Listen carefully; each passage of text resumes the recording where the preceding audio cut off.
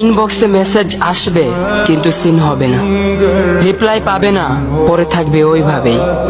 কেউ কেউ হয়তো অপেক্ষায় থাকবে, এই বুঝি আসলো অনলাইনে। আবার কেউ কেউ হয়তো টেরও পাবে না, কেউ একজন নেই, কেউ একজন হারিয়ে গেছে। হঠাৎ একটা সময় কারোর হয়তো মনে পড়বে, কে জানি আর নেই।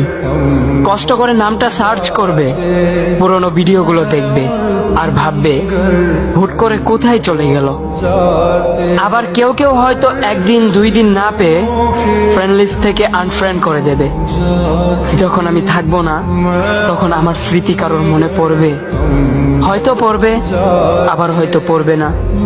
তবে হারাতে হবে, হারাতে হয়, হারিয়ে যাওয়াই নিয়ম। পার্থক্য একটাই, কেউ আয়োজন করে হারায় আর কেউ হুট করে হারায়। আমি না হয় হুট করে হারিয়ে যাব।